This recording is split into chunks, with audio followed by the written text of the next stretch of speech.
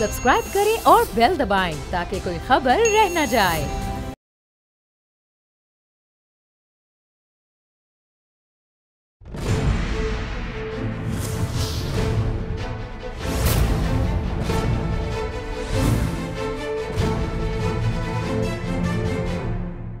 अस्सलाम वालेकुम, मैं नूरुल आरफीन सिद्दीकी और आप देख रहे हैं मेरी जंग। इंतहाई बोरिंग मौजू जिस पर मैं कभी भी प्रोग्राम करने का तमन्नाई न था, लेकिन क्या कीजिए कि इसे एक वक्त में कोई एक मौजू बचा ही नहीं।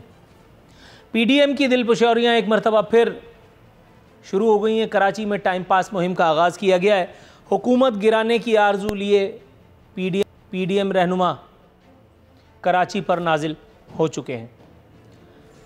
साथ ही साथ मौलाना फजलुर रहमान साहब, अमीर जमीयत उलमाए इस्लाम, आँखों में सपने सजाए कराची आ चुके हैं, मगर क्या कीजिए हुजूर के बसाए आरजू के खाकशुद।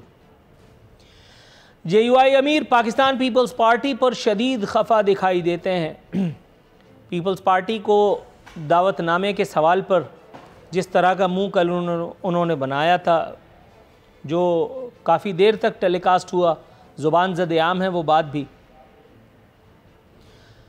उसी एक वक्त में उन्होंने पाकिस्तान पीपल्स पार्टी पर पीठ में छुरा घोंपने का संगीन इल्ज़ाम भी आयद फरमा दिया है। दूसरी जानिब शहबाज शरीफ साहब फरमाते हैं कि हम जलसों से कुछ आगे जाएंगे। यहाँ तक तो बात थोड़ी संजीदा थी, लेकिन उसके आगे बात इंतहाई गैर संजीदा, बल्कि यूँ कहिए कि रंजीदा हो गई है। नवाज शरीफ साहब ने हस्ब दस्तूर, हस्ब रिवायत, हस्ब साबिक मजाक फरमाने की आदत उनकी नहीं गई है। उन्होंने जेल भरो तहरीक शुरू करने का मशवरा दिया है। उस पर मैंने पंजाबी में कुछ लिखा था, मैं आपको बताता हूँ। तुसी भी ते आओ ना जेल भरन वास्ते मियाँ साहब। ये बगैर देखे मैं पढ़ नहीं सकता था, इसके लिए माजरत। ये अच्छा है, हलवाई की दुकान पे दादाजी का फातिहा। भाई पहले हलवा ख़रीदो, उसके बाद फातिहा करना। ये मिठाई की दुकान के आगे से गुजरते हुए फातिहा थोड़ी होता है। आप बैठे हैं परदेश में, झूला झूल रहे हैं, सैर सपाटे हो रहे हैं, पिज़्ज़ा खा रहे हैं, नवासे गोल्फ़ खेल रहे हैं, फिर माशाल्लाह नवासे की शादी भी हुई, अल्लाह खुशियाँ मुबारक करे, और तालियां बजाई जा रही हैं, और उसके बाद लोगों से कह रहे हैं यार तुम जेल चले जाओ हैं। अच्छा, और ये लोग इतने ही पागल हैं कि आपके कहने पे जेल चले जाएंगे। आप हलवा खा रहे हैं, सोन हलवा, और वो जेल चले जाएंगे। गोया आपने अपने अलावा सबको बेवकूफ़ समझ रखा है। गुड। मजाक का सिलसिला जारी रखते हुए हज़रत अल्लामा मौलाना नवाज शरीफ साहब ने फरमाया है कि जमहूरी जद्दोजहद जारी रखूँगा। इस एक मज़ाक़ खेज़ बयान पर अपोजिशन रहनुमाओं ने अपनी हंसी रोकने की नाकाम कोशिश फरमाई है। गो कि आजकल सबका दालदलिया एक साथ है, लेकिन फिर भी गैर संजीदा बातों पर हंसी किसको नहीं आ जाती। दूसरी जानिब फिर वही थोड़ा सा पंजाबी का सहारा लेना पड़ेगा। इलेक्शन कमीशन के बयान से अपोजिशन सफ़ों में खलबली मच गई है। अपोजिशन के हवाले से जो बयान आया है, जो उनके काम का हरगिज़ नहीं है, लेकिन रेलेवेंट है। वोटिंग मशीन अगर सूदमंद हुई तो इस्तेमाल करेंगे, ये कहना है इलेक्शन कमीशन ऑफ पाकिस्तान का। जिसके बाद लिखा गया है गल वध गई है मुख्तारिया। अपोजिशन रहनुमाओं ने आपस में सर जोड़ लिए, सहमगोइयों का आगाज़ हो चुका है कि अगर यूँ हुआ तो वो होगा, और वो हुआ तो फिर इसका मतलब है कि अगले 5 साल फिर छुट्टी। दूसरी जानिब बिलावल साहब ने तब्दीली सरकार को भगाने का ऐलान फरमाते हुए कहा है कि PTI की पहली और आखिरी हुकूमत है ये। अच्छा, वैसे आपको शायद किसी ने बताया नहीं, आपकी पहली हुकूमत भी जा चुकी और आखिरी हुकूमत चल रही है, लेकिन आप पता नहीं क्यों इसे एक बात पर ध्यान देने के बजाय दूसरों की जो है वो उयूब उन पर जाहिर फरमाने पर तुले हुए हैं। इसी असना में फवाद चौधरी साहब ने डी में जाकर के गोल करने की एक कोशिश करते हुए फरमाया है कि अपोजिशन अपनी कारकर्दगी बताए। यानी गज़ब खुदा का, पिछले वक्तों में जब हम पढ़ रहे थे, जब हम स्ट्रगल कर रहे थे, फिर जब हमने नौकरी करने की कोशिश की, फिर जब हम करंट अफेयर एंकर बन गए, उन वक्तों में जब तक PTI हुकूमत में नहीं आई थी, हुकूमतें अपनी कारकर्दगी बताती थीं। लेकिन ये पता नहीं किस किस्म का वक्त आया कि इसमें अपोजिशन को अपनी कारकर्दगी बताना होगा। गुड। साथ ही साथ सरकारी मुलाजमीन पर सोशल मीडिया के इस्तेमाल पर पाबंदी आयद कर दी है। गोया वो हुकूमत, कई मरतबा कह चुका हूँ, फिर दोबारा कहने की इजाज़त दीजिए कि वो हुकूमत जो सोशल मीडिया के बेदरेग इस्तेमाल के ज़रिए इक़्तिदार में आई, जिसने राई का पर्वत बना करके अवाम की उम्मीदों को बढ़ाया और उसके बाद फिर अब हुकूमत करने या इक़्तिदार का झूला झूलने में मगन है, उसने ख़ुद जमहूरी हुकूमत होने के बावजूद इंतहाई गैर जमहूरी हरकत की है, जिसका दिफा बहरहाल किया जा रहा है।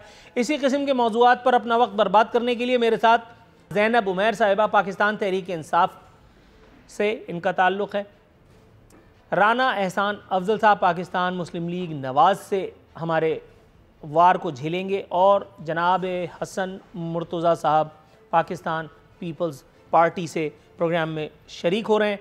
तीनों मुअज़्ज़िज़ीन का शुक्रिया अदा करते हुए इस मरतबा राना एहसान अफजल साहब के पास जाऊंगा और उसके बाद फिर ज़ैनब उमैर साहिबा के पास। लेकिन सबसे पहले ज़ैनब उमैर साहिबा से मैं ये ऑनियर रिक्वेस्ट कर दूं, मैडम सवाल करूं तो आप अपना जवाब दीजिएगा, काइंडली 7 पुश्तों का जवाब मत दीजिएगा, क्योंकि पिछली मरतबा जब आप आई थी तो मेरा एक मेहमान बाकायदा मुझ पर जिसको कहते हैं पार्टी बनने का इल्ज़ाम आयद करके और वो दागे मुफारकत दे गया था। आपको अल्लाह रसूल का वास्ता आपसे नाम पूछा जाए तो नाम बताइएगा, इमरान खान की स्मार्टनेस और अपना शनाख्ती कार्ड नंबर अपने पास ही रखिएगा। जी राना एहसान साहब, सर कैसे हैं? अल्लाह का शुक्र, आप खैरियत से हैं? जी सर मैं ठीक हूँ। सर ये टाइम पास करने के लिए आपको कराची ही मिला, मतलब पीडीएम की तदफीन हो गई, हम लोग भूल भाल गए। ठीक है, इस वक्त पाकिस्तान में किसी के पास करने के लिए कुछ नहीं है, हम लोगों को DSNGs भेजने के लिए, अपना फ्यूल जलाने के लिए, थोड़ा सा टें करने के लिए कोई मुद्दा चाहिए, कोई कुछ चाहिए, तो आप लोगों ने हमारी इस मजबूरी का फ़ायदा उठा करके एक जलसा दाग दिया। हालांकि इस जलसे में अल्लाह का शुक्र है कि वो जॉन लिलिया ने कहा था ना, रूह शामिल खाली है अब जज्बों से, तो अब इस जलसे से होना क्या है? अगर गालियाँ कोसने देने से अगर इमरान खान साहब हट जाते, अगर हुकूमत हट जाती तो ठीक था, लेकिन यहाँ तो ये भी फड्डा पड़ा हुआ है कि वजीर आजम तू बनेगा या मैं। देखिए आरफीन भाई, हमारे साथ जो सबसे बड़ा मसला है कि अगर हम कुछ करने की कोशिश करें तो तब भी हम गुनाहगार, अगर हम ना करें तो तब भी हम गुनाहगार। अभी पूरा मीडिया ये तनकीद कर रहा था कि ऑपोजिशन क्या कर रही है, ऑपोजिशन की 3 साल कारकर्दगी किधर है, और अब दोबारा पीडीएम रिवाइव हुई है तो तब भी हमारी तनकीद। यानी कि हमने अवाम को जो है वो बिजली सस्ती करके देनी है, हमने पेट्रोल सस्ता करना है। भाई जो हुकूमत में है उन्होंने करना है, और उनकी नाअहली, नालायकी, उनकी नाकामियों को हम हाईलाइट करने के लिए ये जलसा कर रहे हैं। हम अपनी काविश जारी रखे हुए हैं और इंशाल्लाह ताला ये जो आपको एक नल पीरियड नजर आया जिसके अंदर जो है वो 3-4 महीने कुछ नहीं हो सका, अब ये पीरियड खत्म हो गया और पीडीएम मेरे ख्याल से एक नए जज्बे के साथ दोबारा से अपना जो है आगाज करने जा रही है, जिसके अंदर देखें पहले एक चीज तो क्लियर है कि हमने कोई गैर आईनी जो है वो काम तो करना नहीं है कि हम किसी उंगली उठने का इंतजार करें या हम किसी से कोई डायरेक्शन लेने का इंतजार करें या सिग्नल का इंतजार करें, तो वो तो होने नहीं वाला। तो हम लोग अपना जो सिस्टम है वो जमहूरियत में रखते हुए करेंगे। तो अब जमहूरियत में रखते हुए हम जाके ईंट लेके इनका सर तो नहीं फाड़ सकते। हमने अगर हुकूमत गिरानी है तो जो हमारे पास सर तो फिर उसका जब आप कुछ नहीं कर सकते तो उसका सीधा सा हल मैं आपको बताता हूं, किसी से तावीज़ गंडा करा के जान छोड़ा है, बिलावजह क्या जरूरत है इतना पैसा खर्च करने की? आप जरा इस बात को जरा गौर कीजिए। मैं आता हूं आपकी तरफ। मोहतरमा ज़ैनब उमैर साहिबा, मैडम कैसी हैं आप?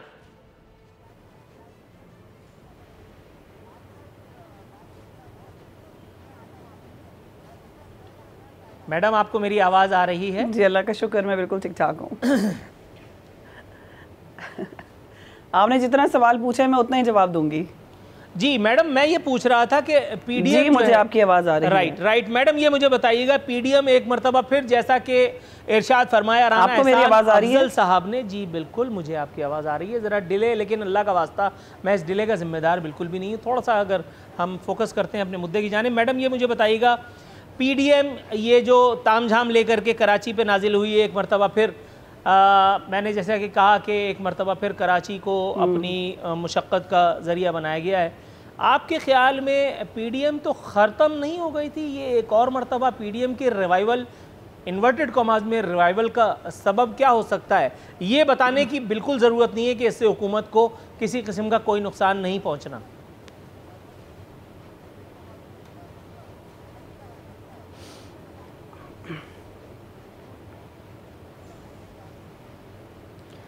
बिस्मिल्लाहिर्रहमानिर्रहीम। आपका बहुत शुक्रिया, और आपने जैसे मुझे कहा जो बिल्कुल आपकी इंस्ट्रक्शंस को फॉलो करूँगी। उससे पहले मैं आपने जो तारुफ़ कराया उसमें एक तो बड़ी अप्रिशिएटेबल बात है कि आज आपने दरमियान में वो जो पंजाबी के मुहावरे और वो बोलने की कोशिश की है, तो ये मुझे बड़ा सुन के बहुत अच्छा लगा है, और उम्मीद है कि आहिस्ता आहिस्ता आप और इसमें आपकी रवानी आती जाएगी।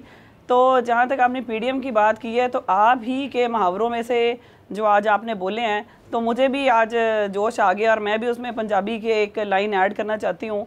और वो पीडीएम के ऊपर शायद पूरी जो है वो सादिक आती है, और वो जिसको कहते हैं कि रोलते गैया पर चस बड़ी आई है।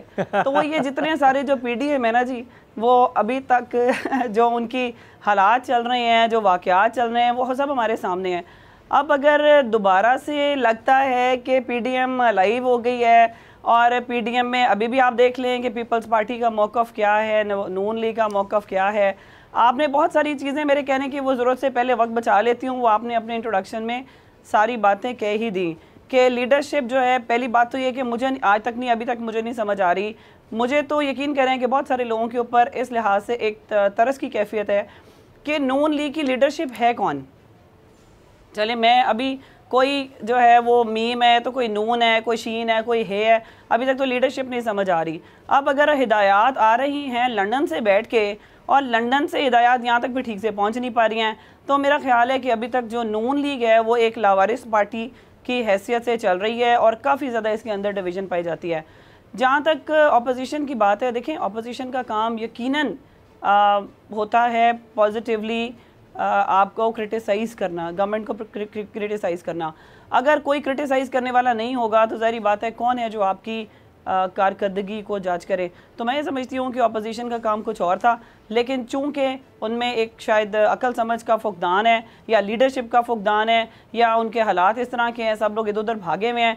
सेकंड टियर जो है वो सामने नहीं आ रहा, फर्स्ट ईयर उन्होंने एक प्राइवेट लिमिटेड कंपनी दी, तो मेरा ख्याल है कि शायद उनके साथ ये एक छोटा सा हसन मुर्तज़ा साहब के पास जाना चाहूँगा। हसन मुर्तज़ा साहब, अस्सलाम वालेकुम सर। जी वालेकुम अस्सलाम। जनाब इमन, सबसे पहले तो अपनी तबीयत से आगाह फरमाइए सर, कैसे मिजाज हैं?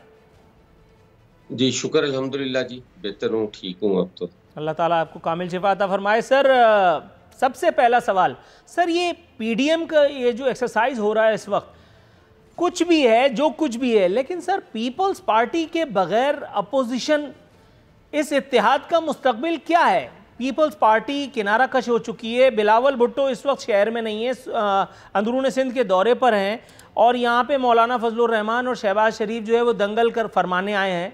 क्या मुस्तकबिल है इसे एक सियासी मुशक्क़त का?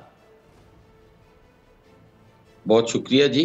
देखिए पीडीएम तो बनाने वाले ही हम थे, और पीडीएम को तमाम लीडरशिप को, अपोजिशन को हमने उस वक्त इकट्ठा किया, एपीसी की, और फिर पीडीएम बनाई, उसकी बुनियाद रखी, और उसके जो नकात थे वो भी सारी कौम के सामने हैं। मुख्तसरन ये है कि पीडीएम इन्होंने ख़त्म कर दी। अब वो उनका इत्तेहाद है, उसमें अपोजिशन जमाते हैं, और वो उसको पीडीएम का नाम देकर चला रहे हैं। पाकिस्तान पीपल्स पार्टी ने हमेशा अपोजिशन की है, और मैं समझता हूँ कि आज की इस हुकूमत के खिलाफ अगर कोई मजबूत आवाज़ है तो वो पीपल्स पार्टी और चेयरमैन बिलावल भुट्टो जरदारी की है। अगर पीपल्स पार्टी में नहीं होती तो मुझे तो उनके अगराज़ व मकासद की समझ नहीं आती कि हमें निकाला था कि इस्तीफे नहीं दे रहे लिहाजा इन्हें निकाल दो, और हमारे निकालने के बाद खुद भी इस्तीफे नहीं दिए। इसका मतलब है कि हमारे नैरेटिव को ही वो फॉलो कर रहे हैं और उसी पे चल रहे हैं कि हमने इस्तीफे भी नहीं देने, कोई गैर आईनी इक़दाम भी नहीं करना, और इस हुकूमत को हमने बेनकाब भी करना है। और ये समझ से बालातर है कि ये कैसी अपोजिशन है, क्या चाहती है, क्या करती है, जो कहती है वो करती नहीं है। अजीब सी उनकी सूरत हाल है। मैं तो इससे ज़्यादा क्योंकि अपोजिशन जमात से हूँ, और मैं नहीं चाहता कि हमारे ये इंतशार या तफरीक जो है वो बढ़े, ये कम होनी चाहिए। अगर हमने अवामी इशूज़ पर तवज्जो देनी है, हुकूमत की नाकामियों नाअहलियों पर तवज्जो देनी है, और लोगों को उस तरफ लाना है, तो हमारे में इंतशार नहीं होना चाहिए। लेकिन जब तक उनकी ये पोजीशन वाज़िया नहीं होगी तो किस तरीके से वो हो सकता है जी। आज भी उनका कराची का जलसा समझ से बालातर है कि हुकूमत के वो खिलाफ है, मौजूदा रजीम के खिलाफ, तो जलसा उन्हें पंजाब में करना चाहिए था, KPK में करते, उस जगह पे करते जहाँ पे PTI की हुकूमत है। वो आज भी कराची में कर रहे हैं जहाँ पहले ही अपोजिशन की एक सूबे में हुकूमत है, और वहाँ कर रहे हैं। जी बिस्मिल्लाह जी, हम तो इसके लिए भी हाजिर हैं, वो करें। Right sir, right sir. Rana एहसान साहब, जनाब मन, ये इसमें क्या हिकमत कार फरमा है कि पीपल्स पार्टी एक तो इत्तेहाद से बाहर भी है, आपने उसको सज़ा भी दी, और उसके बाद जहां पीपल्स पार्टी की हुकूमत है आपने वहीं पे जलसा दागने का ऐलान फरमा दिया। एक बात तो ये इख्तिसार के साथ, सवाल मेरा कुछ और होगा। सवाल ये है सर कि ये मौलाना ने एक मरतबा फिर सबको कुएं के अंदर डालने की एक शानदार कोशिश या नाकाम कोशिश फरमाते हुए कहा है कि आओ चलो इस्तीफ़ा दें, और जाहिर है कि नून लीग ने इस्तीफ़े देने कहाँ हैं। सर क्या होगा एंड रिज़ल्ट इस एक सही ला हासिल का? देखिए, मौलाना साहब की राय है, जो इस पे फैसला होगा वो तो PDM के प्लेटफॉर्म से ही होगा, और सब जमातें इसके ऊपर रजामंदी करेंगी तो तभी होगा। और इस्तीफा दे के अगर तो हुकूमत गिरती है तो दे देने चाहिए, लेकिन अगर हुकूमत नहीं गिरती और इस्तीफों से मजबूत होती है तो उसका फायदा नहीं।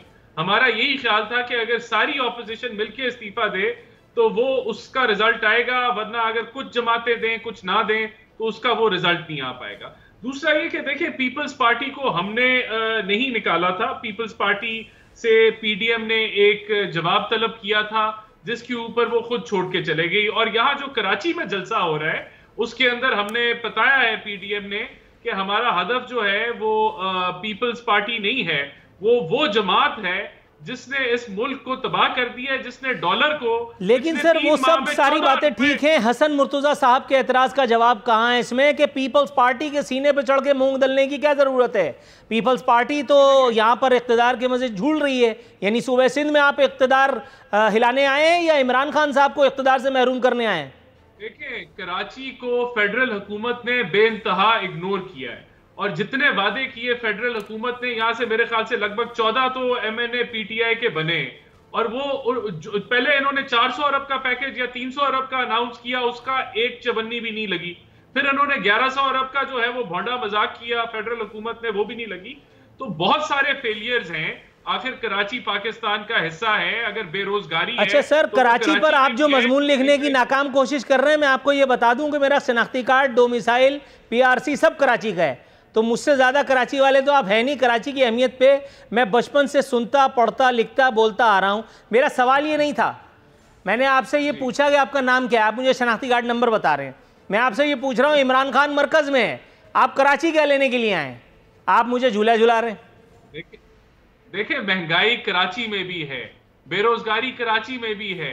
इस हुकूमत के जो बदतरीन जो उनकी जो परफॉर्मेंस है उसका बहुत ज्यादा, आखिर वहां भी हमारा जो है वो वोट बैंक भी है, सब कुछ है, तो कराची पाकिस्तान का हिस्सा है, PDM का हक बनता है वो वहां भी। लेकिन सर कराची की मकामी क़यादत तो नजरअंदाज हो चुकी है। कराची में मिफ्ता इस्माइल साहब ने झंडी दिखा दी है, और यहाँ शहबाज शरीफ साहब आकर के ममनून साहब के घर भी गए, लोगों से मुलाकातें भी कर रहे हैं। मिफ्ता इस्माइल साहब ने तो कहा है सानू की, तो फिर आप लोग कराची वालों को किस तरह से जीतने आए हैं जबकि कराची की मकामी लीडरशिप और आपको टाटा बाय बाय कर चुकी? देखिए, जो मिफ्ता इस्माइल का इशू है वो हमारी पार्टी के अंदर इंटरनल एक लड़ाई हुई, उसके ऊपर उनका हक बनता था। वो समझते थे कि पार्टी ने उनकी बात नहीं सुनी, रिजाइन दे दिया, लेकिन वो आज भी पार्टी का मेजर हिस्सा हैं और रहेंगे। और जो ये जो व्हाइट पेपर बन रहा है वो उसके अंदर जो है उसके ऑथर हैं, तो वो काम तो जारी है। राइट सर, थोड़ा सा तवक्कुफ कीजिएगा, मेरा काम भी रुकने ना पाए। मैडम, आप PUBG खेल रही हैं, मैंने कहा आपसे एक सवाल भी पूछ लूं।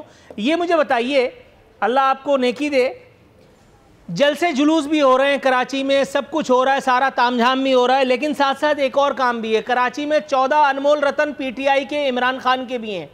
अच्छा, इमरान खान ने ही क्या कर लिया जो 14 आपके MNA कर लेंगे, लेकिन फिर भी ये जो इल्ज़ाम आप पे आयद किया जा रहा है कि आपके MNAs भी कराची में जो चांद चढ़ाए हुए हैं, उसकी भी कोई खैर खबर है? वो 1100 अरब रुपए जारी हुए थे, उसमें से कोई 100-200 रुपए का कहीं कुछ लगाने का कोई हिसाब किताब है?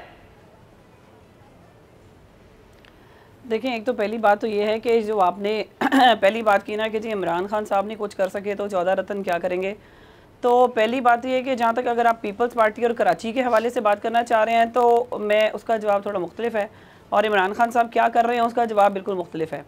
जो जहाँ के ऊपर गवर्नमेंट होती है उस गवर्नमेंट में और जो आपकी अपोजिशन के लोग होते हैं उनके जो फंड्स होते हैं उसकी ज़री सी बात है, जो जिस तरह से लगाए जाते हैं उसमें डिफरेंस होता है। और डेफिनेटली जब आपकी गवर्नमेंट होती है हमेशा से ये होता है कि जिन लोगों में जो अपोजिशन पार्टी होती है उनकी ये कोशिश होती है कि उनकी जगहों के ऊपर इतने डेवलपमेंट काम ना, इतने ज़्यादा डेवलपमेंट वर्क ना हो। बहरहाल ये चूँकि पीपल्स पार्टी और वहाँ की गवर्नमेंट है उसके स्टैटिस्टिक्स बिल्कुल डिफरेंट हैं। जहाँ तक आपने इमरान खान साहब की बात की कि वो क्या कर रहे हैं, नहीं मैं ये नहीं पूछ रहा, मेरा ख्याल है कि मत बताइएगा काइंडली, अल्लाह का वास्ता नहीं, आपने जुमला बोला, आपने सुबह वो कसरत करते हैं उसके बाद फिर और बहुत सारी चीजें, मैं ये नहीं पूछ रहा, मैं ये कह रहा हूँ ये 1100 अरब रुपए दिए थे और आपने कहा मैडम 1100 अरब रुपए का मैं पूछ रहा था, अगर ब्रेकअप आप बता दें। देखिए एक तो पहली बात तो ये है कि चूंकि मेरी जो ज़्यादा मेरा फोकस पंजाब है और इसलिए मेरे पास इस वक्त लाइव स्टैटिस्टिक्स नहीं है कि वो 1100 अरब जो थे वो जिस तरह से एलोकेट हुए और वो किसने कहाँ पर लगाए। अगर आप ये मुझे थोड़ा सा पहले बता देते तो मैं इसके ऊपर कंप्लीट वर्किंग करके आती। यही तो सरप्राइज है मैडम, मैं तो आज तक कभी किसी को कुछ नहीं बताया, इसीलिए तो अभी तक स्ट्रगल कर रहा हूँ, वरना मेरे प्रोग्राम में भी बड़े बड़े लोग बैठे होते हैं। अब आप देखें ना, बात वो आपकी बात बिल्कुल ठीक है, लेकिन अगर ये वो ऐसी चीज़ें हैं जो आपके फाइनेंस से मुतालिक हैं और जिसके ऊपर मैं अगर यहाँ बैठ के कोई भी गलत बात कह दूंगी डेफिनेटली ये मेरी कह दीजिए, सियासतदानों के गलत कहने पे थोड़ी कोई कुछ होता है। हाँ, एंकर अगर कुछ करे तो उसकी गर्दन मारी जाती है बेचारे की, ये थोड़ा सा मसला है यहाँ पे। बहरहाल जमहूरियत का सूरज अल्लाह ताला तुलू रखे। मुझसे अगर आपने थोड़ा सा तवक्कुफ कीजिएगा मैडम, ब्रेक की कॉल आ गई है मेरे से, कुछ और नहीं, मैं नहीं आप थोड़ा मैडम ब्रेक की कॉल आ गई है, ब्रेक के बाद आप यकीन कीजिए मैं आपकी तरफ आता हूँ, ब्रेक के बाद मैं आपकी तरफ आ रहा हूँ। एक छोटा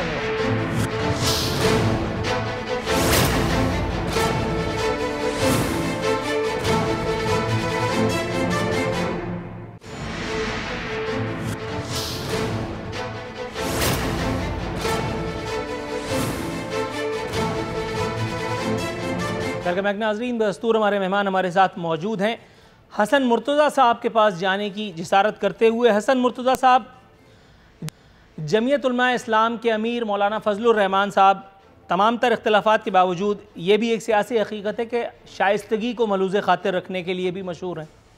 उसके बावजूद वो जो उनकी पीपल्स पार्टी से खफगी है उसने अब उनके लहजे को भी तुंद व तेज़ और तुर्श बना दिया है। वो जो एक फेस एक्सप्रेशंस कल पूरा दिन टीवी पे चलता रहा पीपीपी की शमूलियत के सवाल पर, उसके साथ साथ अब मौलाना की ये कड़वाहट सर कम होने का नाम नहीं लेती, क्या कहेंगे? देखिए जी, मौलाना साहब बड़े काबिल एहतराम है। हमने पीपल्स पार्टी तो वैसे ही तमाम सियासी क़यादतों का एहतराम भी करती है और उनकी जो सियासी हैसियत है उससे भी कभी आंखें बंद नहीं की और ना ही कभी किसी की ज़ातियात पे कोई इस किस्म का हमने हमला किया है।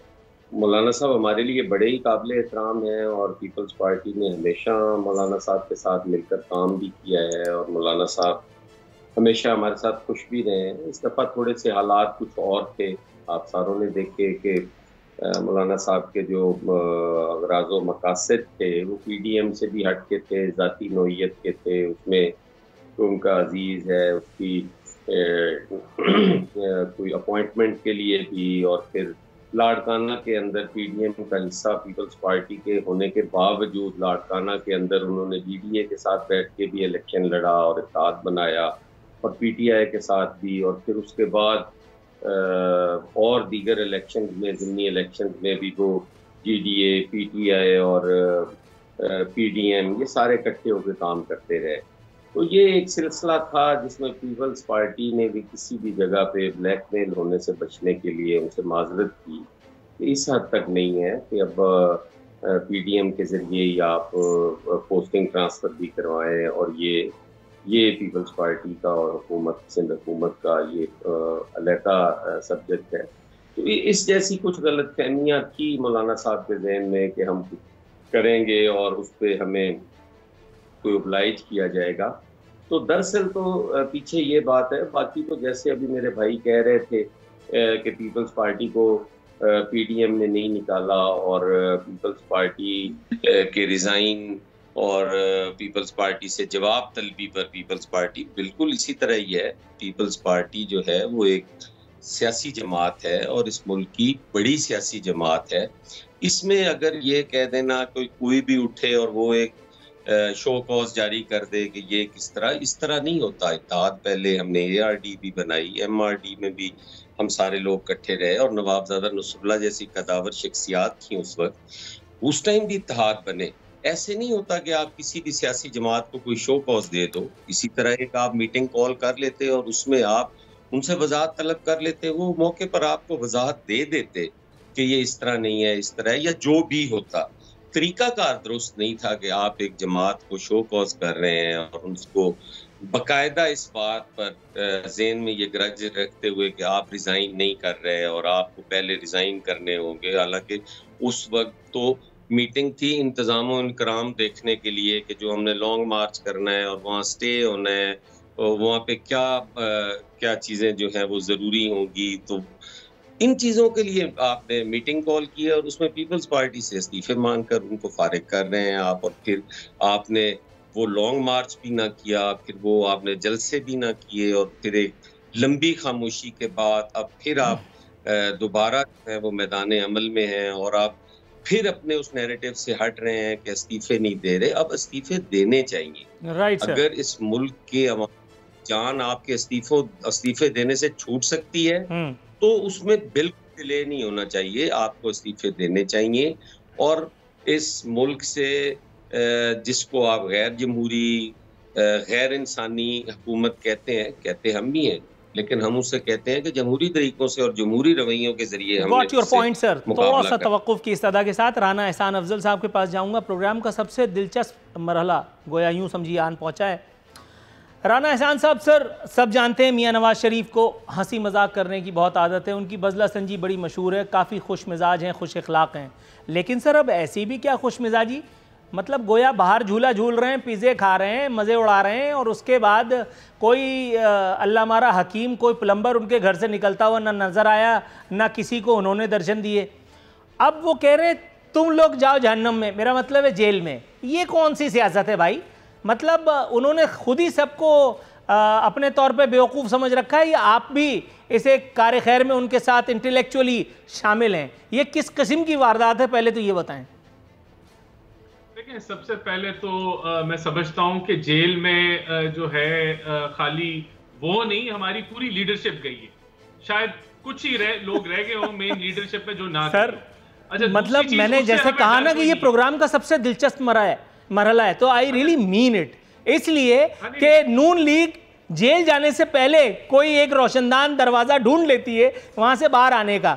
इस मौजू पे अगर आप चाहें तो मैं आपको 3 घंटे का लेक्चर अकेले दे सकता हूँ, इसलिए कि बड़े मामलात हैं, मेरे नून लीग से कुछ ज़हनी वाबस्तगी भी है, उस तरफ मत जाइएगा, अल्लाह का वास्ता, अल्लाह रसूल का वास्ता।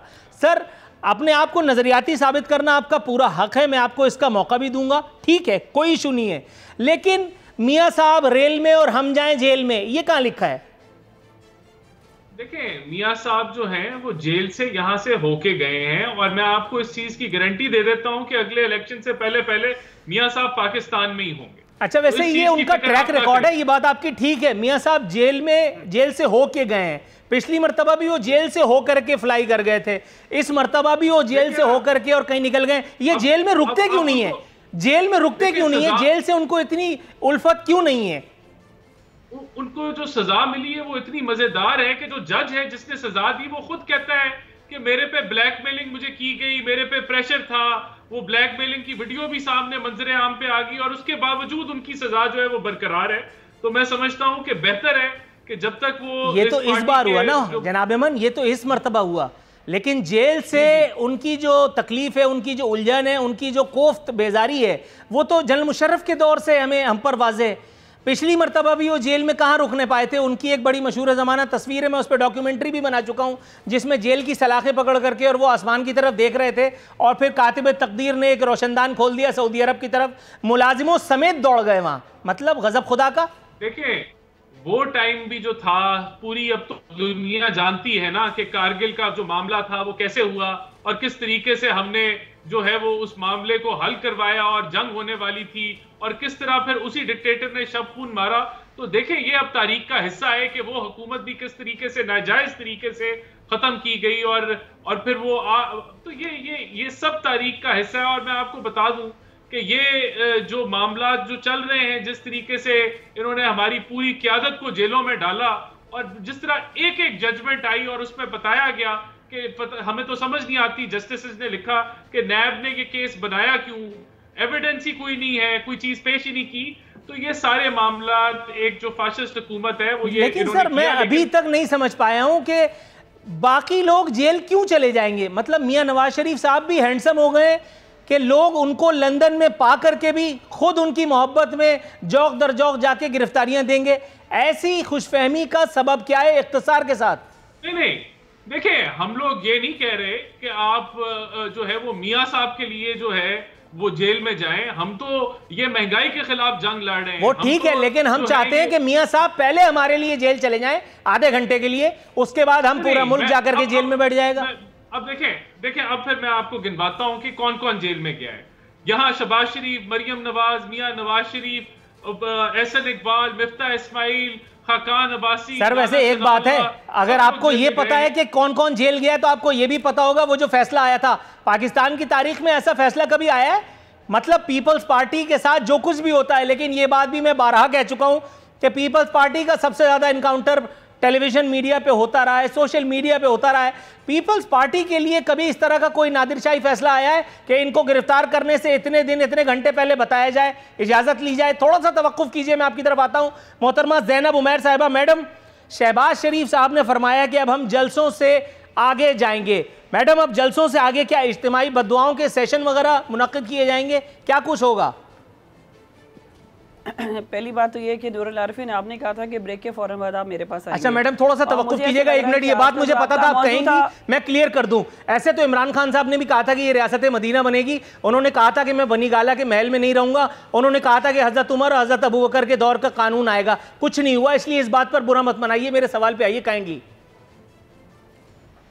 जो आज का आपका मौजू है, उस मौजू के ऊपर अगर मेरा ख्याल है कि आप मुझे नहीं भी बुलाते तो मेरा ख्याल है आप 3 लोग बोलने के लिए काफ़ी हैं, क्योंकि सारा का सारा टाइम आप 3 लोगों ने, और उस सारे मौजू के बीच में ऑफ कोर्स प्रॉबेबली उसमें आपने मुनासिब नहीं समझा कि दरमियान में बात की जाए। और ये जो आप बिल्कुल एक इर्रेलेवेंट सी आपने एग्जांपल दी है, वो मेरी और इस बात से आप बिल्कुल, फिर आप मुझे कहते हैं कि मैं कोई इससे आगे जाके बात करूँगी, तो मेरा ख्याल है फिर आप मेरे से भी उस चीज़ की तवक्को ना करें।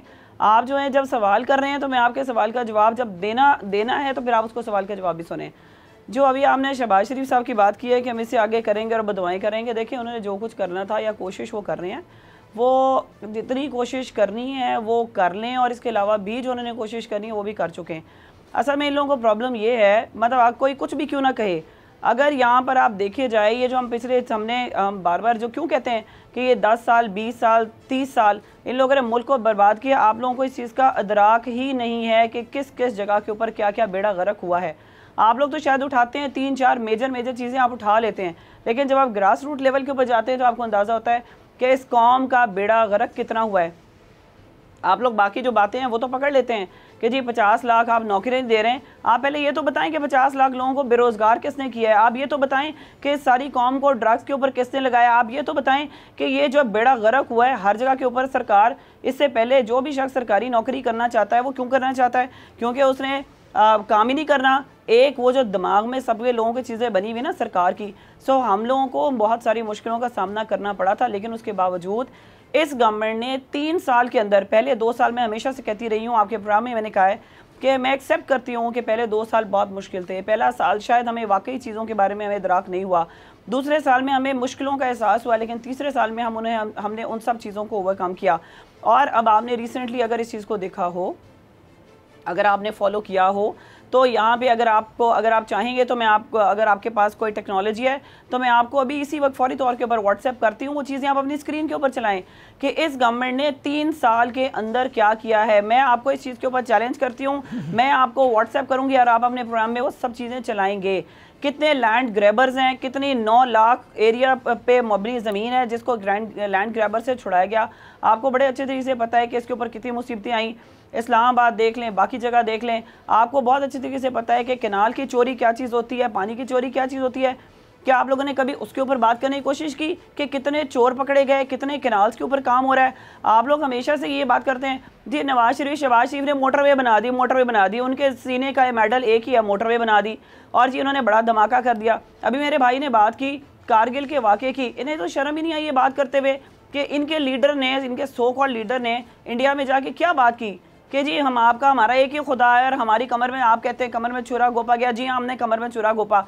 इन पे तो गद्दारी के मुकदमे होने चाहिए थे, जिसको ये फ़ख्र किया इन्होंने रिकॉल किया है। तो आप क्या बात कर रहे हैं शहबाज शरीफ साहब? देखें, पहली बात तो ये है कि जो शहबाज शरीफ साहब की आप बात कर रहे हैं, उन बेचारे, उन्होंने तो अभी आपने देखा कि जम्मू कश्मीर का जो इलेक्शन था वो मालूम नहीं कि उनको वहाँ आने की इजाज़त नहीं थी या उनको हिदायत नहीं थी या वो वहाँ के ऊपर उन्होंने जाना पसंद नहीं किया। वो जो सारी उनकी नून लीग की जो कैंपेन का बेड़ा गर्क था, उसका सेहरा मरियम नवाज़ ने उठाया और बड़ा अच्छा किया, और वो वहाँ के ऊपर अब वो चुप करके बैठी हुई हैं। जो बेड़ा गर्क उन्होंने करना था, मैं फिर भी कहती हूँ चुप करके बैठने पे मुझे याद आया, देखिए मैडम, मेरी सादतमंदी कि मैंने आपकी पूरी बात सुनी है। Let me finish. Azad Jammu Kashmir में जब हम लोगों ने सर्वे किया, मुझे ब्रेक की कॉल 30 सेकंड पहले दी जा चुकी थी मैडम, लेकिन मैं खामोशी से आपके पूरा सवाल, पूरा जवाब मैंने सुना है। आपने शहबाज शरीफ की बात का दूसरी मरतबा जवाब दिया है। अब आप थोड़ा सा मेरी मजबूरियों का भी ख्याल कीजिए। सर सा वक्फा, उसके बाद दोबारा हाजिर होते हैं।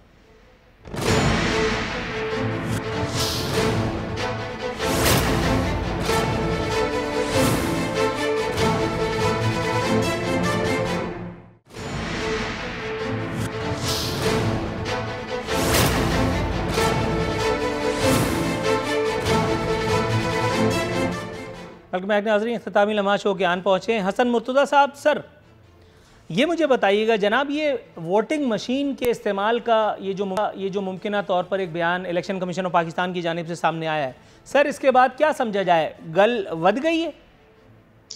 देखें जी, ये जो वोटिंग मशीन है, मैं समझता हूँ कि अगर सारी जमातों को ऑन बोर्ड ले लिया जाए और उनके तहफ़्फ़ुज़ात दूर कर दिए जाएँ, क्योंकि 2018 में भी एक मशीन के ज़रिए ही सारा कुछ किया गया था, RTS जो था उसके बैठ जाने से सारा हुआ। मशीन का तजर्बा हमारे यहाँ बिल्कुल ठीक नहीं है। आपने भी देखा, ये अब जो इलेक्ट्रॉनिक कुरानंदाजी हुई है उसमें प्लॉट निकले हैं, उसमें जुडिशरी के भी हैं, उसमें ब्यूरोक्रेट्स के भी हैं, उसमें बड़े बड़े माली सहूलतकारों के भी हैं, काबीना के भी हैं।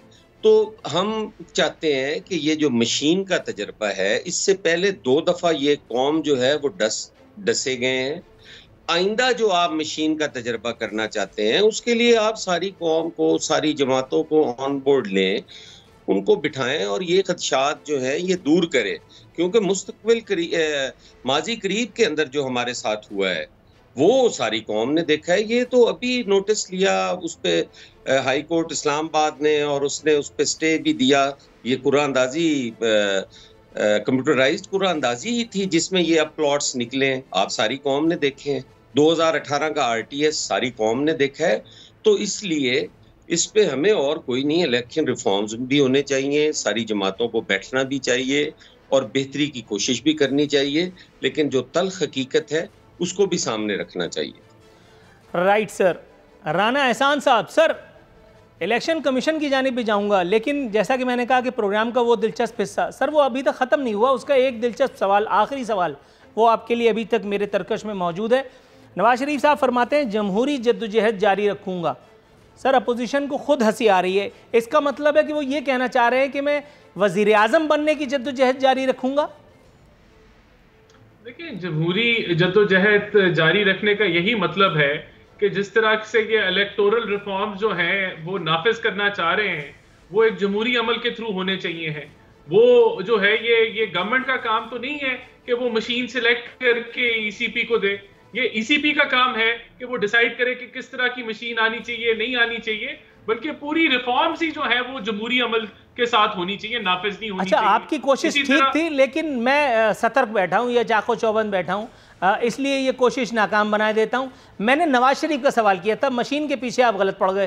पहले तो ये बताएं कि ये जमहूरी जद्दोजहद, जिसे वज़ीर आज़म बनने की जद्दोजहद में कह रहा हूँ, ये बाहर बैठ करके ये जो हलवा खाने की कोशिश हो रही है कि हम पहले देख पकाएं, उसके बाद फिर हलवे की थाल जो है वो सजा करके बादशाह सलामत की खिदमत में पेश कर दिया जाए, इन्होंने हमें वही समझ रखा है जो मैं ऑन एयर नहीं बोल सकता, या कोई और लफ्ज़ भी आपकी डिक्शनरी में है? नहीं, मेरे ख्याल से जो टारगेट है ना वो नवाज शरीफ साहब बन गए हैं, लेकिन यहाँ पूरी क़यादत मौजूद है। शहबाज शरीफ साहब हैं, मरियम नवाज हैं, खाकान अब्बासी साहब हैं, एहसन इकबाल हैं। तो जो ये जो जमातें हैं ये सिंगल पर्सनैलिटी से नहीं चलती, पूरी जमात है और मियां नवाज शरीफ साहब भी। लेकिन जब वजीर आजम बनाने का नाम आता है तो सारे लोग नाअहल हो जाते हैं, वजीर आजम के लिए नवाज शरीफ ही काबिल और अहल ठहरते हैं, क्यों? उसकी वजह यह कि सबसे ज्यादा जो बेस्ट परफॉर्मेंस किसी अगर वजीर आजम की रही है तो वो नवाज शरीफ साहब की रही है। और ये जो अभी सबसे ज्यादा तेजी से फरार भी वही हुए हैं जनाब मन, सबसे ज्यादा तेजी से मौके से फूट भी वही जाते हैं। अगर आपको मैं याद दिलाऊं, जनरल मुशर्रफ के दौर में डॉक्यूमेंट साइन करके और पाकिस्तान से दागे मुफारकत दे गए, अरसे तक झूठ बोलते रहे, और उसके बाद फिर जब जनरल मुशर्रफ ने वो डॉक्यूमेंट साइन कर दिया तब भी वो ना आई जो ख्वाजा आसिफ साहब फरमाया करते थे कि आनी चाहिए। उसके बाद आज भी मेडिकल एनआरओ का सहारा लेकर के क्लच प्लेटों का बहाना बना करके बाहर चले गए, वहां पे जाके झूला झूल रहे हैं। आज तक किसी प्लम्बर, किसी इलेक्ट्रिशियन को दिखाने की नौबत नहीं आई।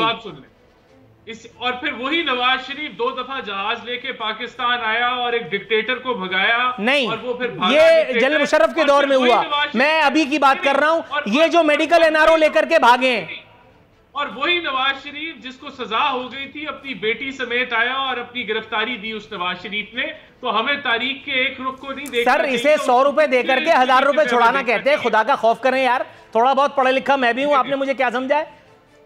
नहीं, देखें, सब दुनिया जानती है कि क्या इस मुल्क के अंदर क्या हुआ है और किस तरह का। ये पहला मौका है जो हसन मुर्तजा जैसा संजीदा आदमी मेरे प्रोग्राम में थ्रू आउट, यानी उनके लबों पे हंसी रखता है। आप पोजीशन देखिए आपकी कितनी ऑकवर्ड है। अच्छा, अब चलिए, आप भी क्या याद करेंगे? इलेक्शन कमीशन को जरा तबर्रा फरमा लीजिए, उसके बाद फिर मैं आगे जाऊं। बस देखिए, नहीं, इलेक्शन कमीशन की सिंपल सी बात है कि मशीन, भाई ये पीटीआई का काम है मशीन ढूंढ कर कि ये मशीन से इलेक्शन करा लो। ये तो बेवकूफाना बात है कि आप इलेक्शन रिफॉर्म्स लेके आना चाहते हैं जो कि कंसेंसस से बनेगा। अगर मेरी जमात, हम कहते हैं, पीएमएलएन कहती है ये मशीन ले आओ, पीपल्स पार्टी कहती है ये मशीन ले आओ, भाई ये काम है ही नहीं जमातों का, ये काम ईसीपी का है। ईसीपी के साथ सब जमातों की मुशावरत। डन सर, थोड़ा सा तवक्कुफ कीजिएगा, प्रोग्राम के इख्तितामी लम्हात आन पहुंचे। मैडम नाराज ना हो जाएं। मैडम ज़ैनब उमैर साहिबा, मैडम ये मुझे बताइए, फवाद चौधरी साहब ने अपोजिशन की कारकर्दगी पर सवाल उठाया है। मैडम, ये अजीब सी बात नहीं हो गई? मतलब कारकर्दगी तो हुकूमत को नहीं बतानी चाहिए? बिल्कुल आपकी बात दुरुस्त है। और अगर इन लाइटर नोट एक बात मुझे याद आ गई है, वो कि आप उसके ऊपर भी मुझे एतराज़ ना करें, उस पर भी कुछ हुक्म सादिर कर दें। छोटी सी चीज़ है, अगर मैं सुना दूं आपके प्रोग्राम में वो अभी, क्योंकि अपोजिशन में हमारी बजट स्पीचेस वो हो रही थी, हसन मुर्तज़ा साहब उस दिन मौजूद नहीं थे, बाकी लोग थे। अपोजिशन ने एक्चुअली बाइकआउट कर दिया था अजराए, बस वो जो चलते मुझे बस बात याद आई है, 3 सेकेंड में मैं सुना देती हूँ कि वो शरीफ था, शराफत से खा कर चला गया, 50 रुपये में ज़मानत करा के चला गया। बाकी कट शॉर्ट कर देती हूँ। वो जो करने चला था, वोट की इज्जत बहाल, ये एहसान साहब के लिए, मेरे भाई के लिए, वो जो करने चला था वोट की इज्जत बहाल, अपने ही वोटरों से दामन छुड़ा कर चला गया। तो मुझे वो बस अजराहे, वो कहते हैं ना, चलते चलते मुझे याद आ गया। बाकी मैं ज़्यादा नहीं बोलूँगी। चले एक और सुना देती हूँ कि पाए निहारी के तो होते हैं सब शौकीन, पर वो तो सारा मुल्क ही खा कर चला गया। तो ज़्यादा गुस्सा ना कीजिएगा, लेकिन बहरहाल इसमें इन्होंने बाइकआउट कर दिया था और वो इसको एक्सपंज किया गया मेरी बजट स्पीच से। जो आप कह रहे हैं कि ऑपोजिशन के देखें, फवाद चौधरी साहब की यकीनन अपनी स्टेटमेंट्स हैं और मैं उनकी स्टेटमेंट पर स्टेटमेंट नहीं दे सकती। अगर वो ऑपोजिशन के डिमांड कर रहे हैं कि वो दें तो फिर यकीनन उनकी अपनी स्टेटमेंट होगी। डेफिनेटली 100% बात। लेकिन मैडम, लॉजिकल बात है, 2 और 2 4 की तरह दिखानी चाहिए। ऑपोजिशन महंगाई कैसे कम करेगी? हाँ, हलवा आप लोग खा रहे हैं ना। नहीं, आपकी बात बिल्कुल दुरुस्त है, मैं अग्री कर रही हूँ, मैं तो आपकी बात से अग्री कर रही हूँ, मैं डिफर ही नहीं कर रही। मैं कह रही हूँ कि अगर उनका ये सवाल है तो मैं नहीं जानती कि उन्होंने क्यों सवाल किया। फिर तो झगड़ा ही नहीं है, फिर तो झगड़ा ही कोई नहीं है, वो हुकूमत की होती है। और ऑपोजिशन ने हमेशा एक पॉजिटिव, जी ऑपोजिशन ने हमेशा क्रिटिसाइज करना होता है पॉजिटिवली, ताकि वो कहते हैं ना, शुरू में मुझे ये खबर मिली थी कि हम जब पंजाब में होंगे तो हमें एक बड़ी तगड़ी ऑपोजिशन मिलेगी, और तगड़ी ऑपोजिशन का मतलब ये था कि शायद हमें पॉजिटिवली क्रिटिसाइज़ किया जाएगा। लेकिन जब हम यहाँ आए तो हमें पता चला कि ये बिल्कुल इससे कुछ ऑपोजिट बात है। लेकिन ये इसका मतलब ये बिल्कुल मैं मानती हूँ हरगिज़ ये नहीं है कि हमें अपनी कारकर्दगी को नहीं दिखाना चाहिए। यकीनन हमारी कारकर्दगी हमें दिखाना चाहिए। और मैं इसीलिए मैं रिपीट कर देती हूँ आखिर में कि इसके ऊपर भी हमें, मेरा ख्याल है कि मैं आपको यकीनन व्हाट्सएप करूँगी बहुत सारी चीज़ों के बारे में, डिटेल्स के बारे में, और कारकर्दगी अच्छा मैडम थोड़ा सा तवक्कुफ कीजिएगा, ये व्हाट्सएप वाला जो चक्कर है ना, मैं व्हाट्सएप पे चलता ही नहीं हूँ, शायद इसीलिए इतना पीछे रह गया हूँ जिंदगी की दौड़ में। जहां तक रह गई कारकर्दगी की बात, तो कार तो आप लोगों की यकीनन अच्छी है, करदगी पे अगर थोड़ा सा कोशिश करें ना तो इंशाअल्लाह ताला अल्लाह ने चाहे तो वो भी अच्छा हो जाएगा। जी आरफीन भाई, ये नहीं बिल्कुल अल्लाह चाहेगा जी, इंशाअल्लाह अल्लाह चाहेगा जी। हसन साहब सर फाइनल। अच्छा दूसरी मैडम थोड़ा सा तवक्कुफ, वाइंड अप करने की कॉल आ गई है। के ऊपर बात की है मैडम, वाइंड अप करने की कॉल आ गई है। शो एक दिन होता है, एक घंटा। मशीन के ऊपर अगर आप एक मेरा मौकफ ले लें मैडम, अगर आपका मौकफ लूंगा तो फिर ये इश्तिहारात कैसे चलेंगे? हसन मुर्तजा साहब सर, अनफॉर्चुनेटली काइंडली थोड़ा सा आपको भी तवक्कुफ की इस्तदा के साथ मैं वाइंड अप हूं। मोहतरमा ज़ैनब उमैर साहिबा, मोहतरम हसन मुर्तजा साहब, मोहतरम राना एहसान अफजल साहब, तीनों मोअज़्ज़िज़ीन का इंतहाई मशकूर हूँ कि नहायत तहम्मुल के साथ मेरी बाउंसर्स और यॉर्कर्स को झेला। नाज़रीन, इसी के साथ हमारे प्रोग्राम का वक्त अब ख़त्म होता है। इंशाअल्लाह अगले हफ्ते बशर्ते ज़िंदगी हाजिर खिदमत होंगे। फ़ी अमानिल्लाह।